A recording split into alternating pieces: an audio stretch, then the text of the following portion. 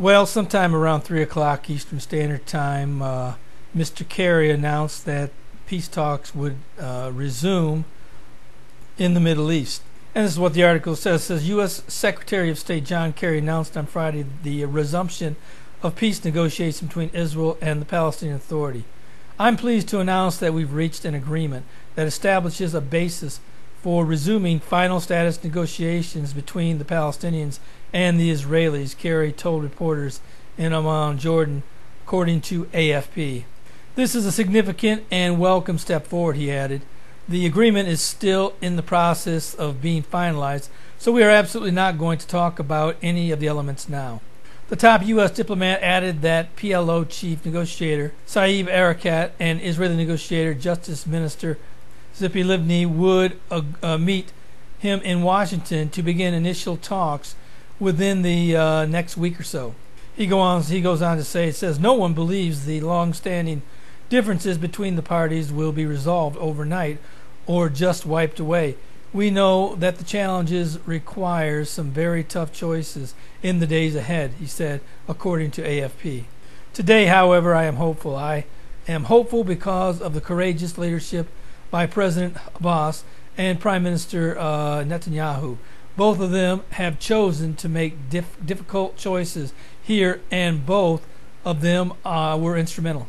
The announcement on the resumption of negotiations came after Kerry flew from Jordan to Ramallah earlier in the day to meet Abbas as he battled to salvage his Middle East peace bid. The whirlwind of diplomacy came after the PA leadership rejected Kerry's proposals for a framework to guide the relaunch of peace talks with the Israelis stalled for nearly 3 years. U.S. President Barack Obama on Thursday urged the Prime Minister Benjamin Netanyahu to resume talks. The President encouraged Prime Minister Netanyahu to continue to work with Secretary Kerry to resume negotiations with the Palestinians as soon as possible, the White House said in a statement after the two leaders spoke by telephone.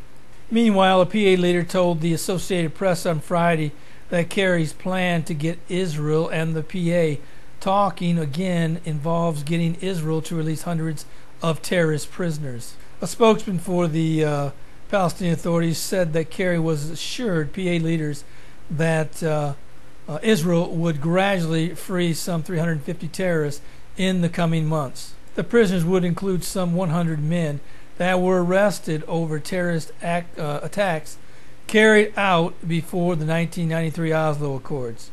Israel has refused to free these terrorists in the past because many of them carried out some of the deadliest attacks against Israelis. According to this Palestinian spokesman, Kerry would endorse the pre-1967 borders as the starting point of negotiations. The plan does not include a freeze on Jewish construction in Judea or Samaria.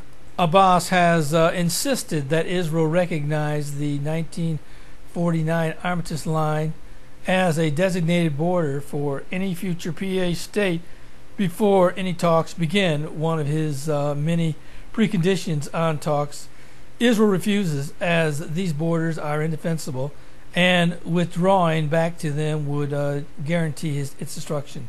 Bayat Yehudi chairman and economic minister Naftali Bennett made clear on Thursday that his party will not be a partner in a government that holds diplomatic negotiations based on the idea of returning to Israel's pre-1967 borders. Mr. Bennett went on to say that he wouldn't be party to giving up any part of Israel, or any part of Jerusalem either. So he's pretty headstrong about the fact that Israel and Jerusalem are inseparable.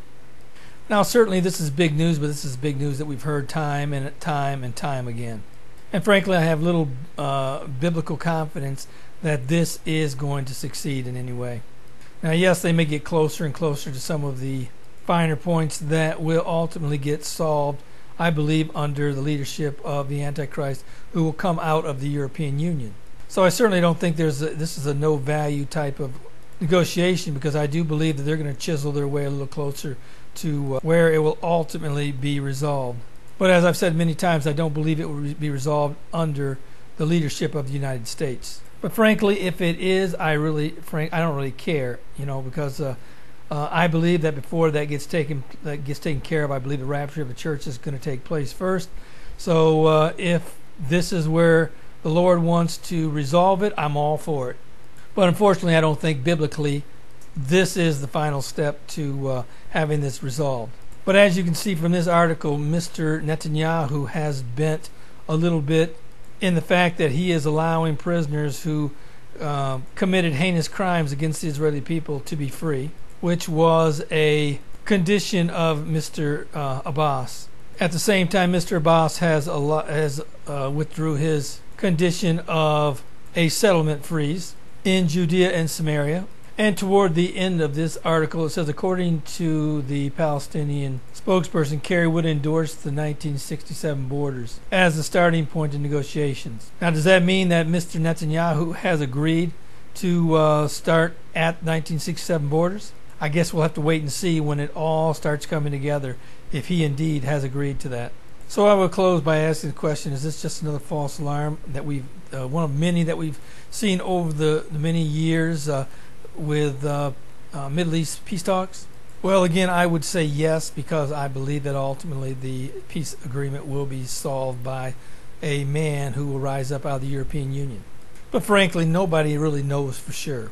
We could very well be staring in the face of an agreement that will take place in the very near future. And with that said, do you know the Lord? What if this isn't a false alarm? What if indeed the rapture of the church was just around the corner? It could happen today. Are you ready to meet the Lord, or will you be left behind to go through the most horrible time period the world will ever know? I hope and pray today you have settled that question. Well, this is Terry Malone with the Calvary Prophecy Report.